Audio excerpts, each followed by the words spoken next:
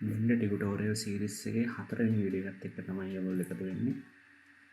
මේකෙදි මම කියලා දෙන්නම් කොහොමද bevel add කරන්නේ, bevel add කරද්දී settings වෙනස් කරන්නේ කොහොමද, මේ bevel වලට අදාළ දේවල්.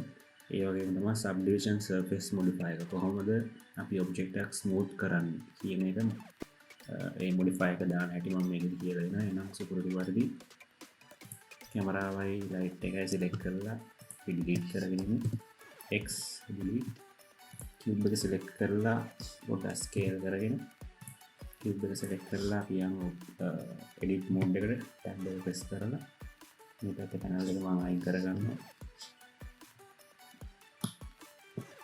X selection mode එකට දෙක press කරලා මම මේ edge එක select කරලා bevel add කරනවා. bevel එකේ shortcut එක තමයි control B. bevel කියලා තියෙනවා සාමාන්‍ය engineering language එකේදී මේවට fillet chamfer කියලා තමයි කියන්නේ. මේ වගේ එකක් fillet එකක්. මේ curve එක round එකට එනවා නම් ඒක chamfer එකක්. ඒ විදිහට තමයි කියන්නේ. හරි.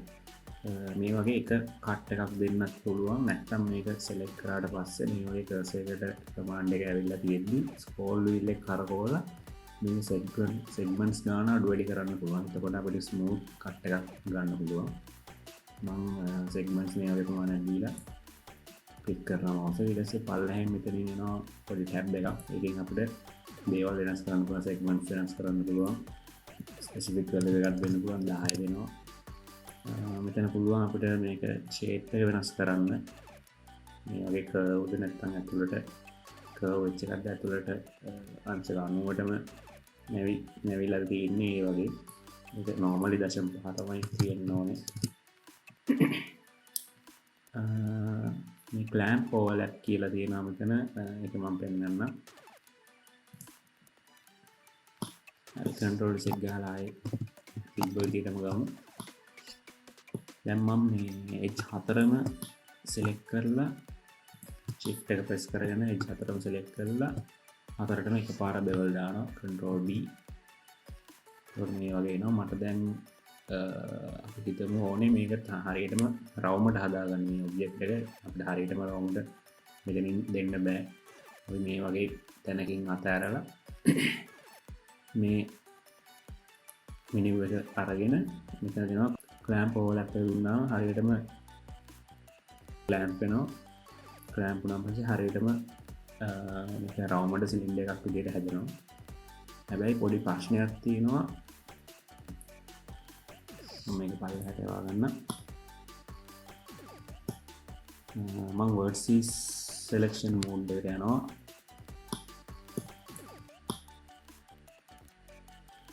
මෙන්න මෙතන පොඩි අවුලක් වගේ පේනවා මෙතන මේ edge එකේ. අපි බලමු මෙතන vertex එක select කරලා G press කරලා එතන පේනවා ඔයගලන්ට vertex දෙකක් තියෙනවා. එක උඩ එක මත එක වැටිච්ච vertex දෙකක් තියෙනවා. ආයෙ පෙන්නන්න. මේ තමයි මම select කරපු vertex එක. G press කරාන් පස්සේ ඒක අපිට grab කරන්න පුළුවන්. එහෙට මෙහෙට අදින්න පුළුවන්. එතකොට ඇද්දාම ඒක යට තිබ්බ අනිත් vertex එකක් පේන්න ගත්තා. මෙහෙම තියෙන්න බෑ. මෙහෙම තියෙද්දි අපි මේ shape එක වෙනස් කරොත් එහෙම ඒක හරි විදිහට වෙනස් වෙන්නේ නැහැ. මොකද අපි මේ ටික select කරලා මොකක් හරි grab කරොත් එහෙම අර යට තියෙන vertices ටික select වෙන්නේ නැහැ. එහෙම ප්‍රශ්නයක් තියෙනවා. ගොඩක් අයට මේක වෙනවා දන්නේ නැහැ මේක මේ පිළිම වෙන්නේ එහෙම කියලා. ඉතින් අපි මේ හැම vertex එකක්ම එක උඩ එක තියෙන ඒවා merge කරගන්න ඕනේ එකකට. ඒකට කරන්නේ A press කරලා ඔක්කොම මෙතන තියෙන vertex edges ඔක්කොම select කරගන්නවා. select කරගෙන M press කරාම මෙතන එනවා merge at center, merge at cursor, collapse by distance කියලා තියෙනවා. at center කියන්නේ මේ ඔක්කොම center එකට එක vertex එකක් විදිහට ගන්නවා. at cursor කියන්නේ cursor එකට මේ ඔක්කොම vertex ටික ගන්නවා. ඒ වගේ by distance කියන්නේ දුර අනුව මේවා vertex ටික අයින් කරනවා. දැන් මම මෙතන by distance දෙනවා. එතකොට මෙන්න මෙතන පල්ලෙහා prompt එකක් එනවා remove 8 vertices කියලා. ඒ කියන්නේ මේකෙන් අර වගේ තිබ්බ එක මත එක තිබ්බ ඒවා vertices 8ක් අයින් කරලා උඩ 4යි යට 4යි. දැන් අපි බලමු එතන මේ vertex ටික select කරලා grab කරාම අවුලක් නැහැ, ලස්සනට තියෙනවා. බෙවල් වල කතන්දරේ ඔච්චරයි. තව තියෙනවා එක එක විදිහේ අපි ඒවා ඉස්සරහට කරගෙන යමු. දැන් මම මේක අයින් කරගන්න. ඔබ්ජෙක්ට් මෝඩ් එකට ගියා. X delete. දැන් මම මෙතනට ගන්නවා සූසන් ගමු. mesh monkey. සූසන්ගේ දැන් පේනවා පොඩ්ඩක් අපි ඉස්සගමු GZ ස්කේල් අප් කරගමු. මේ සූසන්ගේ හැදලා තියෙන පොලිගන් පේනවා. අපි දැන් subdivision surface modifier එක use කරලා මේ polygons අයින් කරගන්න තමයි හදන්නේ. කියන්නේ මේ සූසන් ස්මූත් කරගන්න. ඊකට සූසන් select කරා. මෙන්න මේ මෙතන මේ wrench එකක icon එකක් තියෙන. ඒකෙන් තමයි අපි modifier property panel එක මේ modifiers තෝරන්නේ select කරන්නේ. එතනින් තමයි මේ අනිත් දේවල් මම step by step කියලා දෙන්න. අපි මුලින් modifiers බලමු. මෙතන මේ ක්ලික් කරාම add modifier එනවා. add modifier දුන්නාන් පස්සේ මෙතන සෑහෙන්න තොගයක් තියෙනවා modifiers එක එක දේවල්. අපි මෙතනින් දාන්නේ subdivision surface modifier.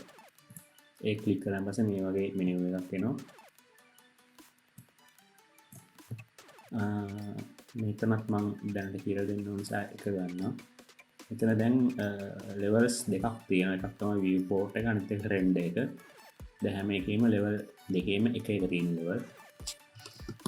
කලින්ට වඩා polygons මෙයාගේ පොඩි වුණා level එකේදී. මෙතන මේ viewport එකේ level කියන්නේ අපි දැන් ඉන්නේ 3D viewport එකේ. 3D viewport එකේ levels ගන්න. මේ levels අඩු වැඩි කරද්දි 3D viewport එක ඇතුළේදී සූසන්ගේ ස්මූත් එක අපිට පේනවා. දැන් බලන්න. මෙතෙන්ට දෙක දුන්නාම තව ස්මූත් වුණා. 3 දුන්නොත් තව ස්මූත් වෙනවා. 4 දුන්නොත් polygons පේන්නේ නැති තරමටම ස්මූත් වෙනවා.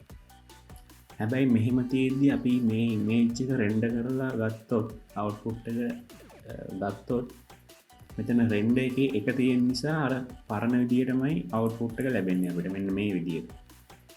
ඒක නිසා අපි මෙතනත් වෙනස් කරන්න ඕනේ. හරියටම අපිට ස්මූත් වෙන්න ඕන. ගානට මම 3 දෙන්නම්කෝ. මෙහෙම දෙකක් දීලා දෙන්න හේතුව තමයි දැන් viewport එකේනේ අපි editing process එක කරගෙන යන්නේ. දැන් අපි හිතමුකෝ සූසන්ගේ ලොකු edit එකක් කරනවා කියලා. එතකොට අපි 4ක් වගේ levels දාගෙන හිටියොත් editing එක මාර complex වෙනවා, difficult වෙනවා, කරන්න අමාරුයි. අන්තික ලොකු requirements ඉල්ලනවා ඒකට power එක ගන්න. අපි ඒක නිසා ඒක ලේසි වෙන්න තමයි මේ වගේ levels දෙකක් දීලා තියෙන්නේ. අපි මේකේ level ගාන අඩු කරගෙන මෙයාගේ edit එක කරනවා මුලින්. ඊට පස්සේ level ගාන වැඩි කරන්න පුළුවන් අපිට. නැත්තම් render එකේදී දීලා තියෙන level ගානෙන් තමයි render වෙන්නේ. ඒ වගේ. ඊට පස්සේ දැන් viewport එකෙත් මම 3ම දෙන්නම්. ඒත් මේ polygons පේනවා. එහෙම තියෙද්දි මම මේක apply කරගන්නවා. මේ surface modifier එක apply කරගන්නවා. මෙතනින් apply කරන්නත් පුළුවන්. නැත්තම් control A තමයි shortcut එක. control A press කරාම apply වෙනවා. ඊට පස්සේ මට ඕනේ මේ polygons ටික නැති කරලා මෙයාගේ smooth එකක් ගන්න. ඒකට කරන්නේ object mode එකේ අපි ඉන්නේ. solution එක right click කරා. මෙන්න මේ shade smooth. shade smooth නම් ගානට shade වෙලා smooth වෙනවා අදාළ object එකට. දැන් මම සූසන්ට මම මෙයාව render කරන්න හදන්නේ. render කරලා output එකක් ගන්න හදන්නේ. නිකම් බෑ. නිකන් පුළුවන්. ඒ වුණාට මම මේකට දානවා background එකක්. අපි බලමු කොහොමද background එකක් add කරන්න කියලා. මහලොක දෙයක් නෙමෙයි. shift A වලින් අපි ගමු plane එකක්. plane එකක් අරගෙන පොඩ්ඩක් scale කරගමු. S ඔබලා ස්කේල් කරගත්තා. මේ දෙක කැපිලා තියෙන්නේ. පොඩ්ඩක් ප්ලේන් එක පල්ලෙහාට ගමු GZ. හරි. දැන් මම මේ පැත්තෙන් මට මේ ප්ලේන් එක vertically උස්සන්න ඕනේ. ප්ලේන් එක select කරා, edit mode එකට ගියා, edge selection mode එකට ගියා, දෙක press කරලා මේ edge එක select කරා, E extrude කරාම මේකේ උඩට ඉස්සෙනවා. Z වලින් මේ ගානට වගේ තියලා නවත්තනවා. ඊට පස්සේ මට මෙතන edge එක පේන්නේ නැති වෙන්න bevel කරගන්න ඕනේ. මෙතන edge එක select කරා control D. segment ගාන ටිකක් වැඩි කරා smooth වෙන්න. මෙයාගෙත් මේ සෙග්මන්ට්ස් ටික පේන නිසා අපි රයිට් ක්ලික් කරලා ෂේඩ් ස්මූත් කරගමු. දැන් හරි. දැන් මට ඕනේ අලුත් වින්ඩෝ එකක්. ඒක තමයි මම රෙන්ඩර් ප්‍රිවිව් එක තියාගන්නේ. අනිත් මේක තමයි මම 3D viewport එකේ solid view එක තියාගන්නේ. අලුත් වින්ඩෝ එකක් ගන්න මෙහෙමයි. මෙතන උඩට ගියාම කර්සර් එක ධන ලකුණක් වගේ වෙනවා. එහෙම වුණාම ක්ලික් කරලා මේ පැත්තට ඩ්‍රැග් කරන්න තියෙන මවුස් එක. තව වින්ඩෝ එකක් එනවා. මේකේ මම මේ වින්ඩෝ එක තියාගන්නවා රෙන්ඩර් ප්‍රිවිව් එක විදියට. අපි දැන් මේ 3D viewport එකේ ඉන්නේ solid view එකේ. අපි බලමු කොහොමද render view එකට මාරු වෙන්නේ කියලා. මේ window එක උඩට cursor එක ගෙනහිල්ලා අපි set press කරාම මේ වගේ option හතරක් එනවා. අපි දැන් ඉන්නේ solid එකේ. rendered එක, wireframe එක, material preview එක. wireframe වලට ගියාම මේකෙම wireframe structure එක පෙන්නනවා හැම object එකටම. material preview ගියාම අපි දැන්ට දාලා තියෙන දැන් වැටලා තියෙන මේක default material එක blend එකෙන් දාන default material එකේ preview එකක් දෙනවා. solid කියන්නේ අපි ඉස්සෙල්ලා හිටපු එක. set press කරලා render view එකට ගියාම අපිට දෙනවා මේ වගේ render view එකක්. හැබැයි මේක පේන්නේ නැහැ මොකොත්ම light එකක් add කරලා නැති නිසා. දැන් මේ පැත්තෙන් අපි light එකක් add කරමු. shift A light මම add කරනවා area light එක. පොඩ්ඩක් උඩට උස්සගමු. GZ ස්කේල් අප් කරගමු S වලින්. පවර් එක ටිකක් මදි. ලයිට් එක සෙලෙක්ට් කරලා තියෙද්දි මෙතන මේ ඔප්ෂන් වල තියෙනවා ඔබ්ජෙක්ට් ඩේටා ප්‍රොපර්ටිස් කියලා. ලයිට් එකේ ප්‍රොපර්ටිස් වෙනස් කරන්න ඒ අයිකන් එක උඩ ක්ලික් කරලා එතන අපි වොට් දෙමු 100ක් විතර. එලියක් ආව සාමාන්‍ය 150ක් වගේ නෙමෙයි. හරි. දැන් මම මේක පොඩ්ඩක් සයිඩ් එකට ගන්නවා. තව පොඩ්ඩක් ස්කේල් කරලා GX වලින් RY වලින් රොටේට් කරගන්නවා. සූසන්ට ලයිට් එක වැටෙන විදියට. ඔබට පුළුවන් මෙන්න මේ ඩොට් එක අරගෙන සූසන්ගේ ඇඟ උඩින් තියලා එයාට ලයිට් රේස් වැදෙන විදියට ලයිට් එකේ කිරණ ටික වැදෙන විදියට හදන්න පුළුවන්. මේ විදියට. තව පොඩ්ඩක් වැඩි කරමු 200ක් දාමු. දැන් මම ඉස්සරහටත් ගන්නවා GY.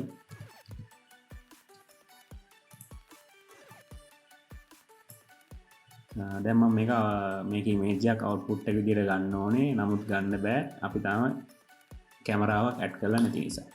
කැමරාවක් ඇඩ් කරමු. shift A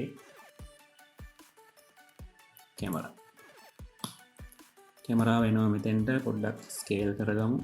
S press කරලා දැන් අපිට ඕනේ සූසන්ගේ ඉස්සරහා කැම් එකට ගන්න. අපි දැන් මේ 3D viewport එක මේක කැමරාව කියලා හිතාගෙන අපිට ඕන තැනට මේ වගේ ගන්නවා. අරගෙන control alt number pad එකේ 0 press කරාම කැම් එකේ දැන්ට ගානට පොසිෂන් වෙනවා. අපිට පොඩ්ඩක් එහෙට මෙහෙට කරලා හදාගන්න තියෙනවා. GZ වලින් උස්ස ගන්නවා. GY වලින් පස්සට ගන්න. ඔය වගේ Tamanට කැමති පොසිෂන් එකේ ඉස්සරහම තියන්න ඕනේ කියලා එකක් නැහැ.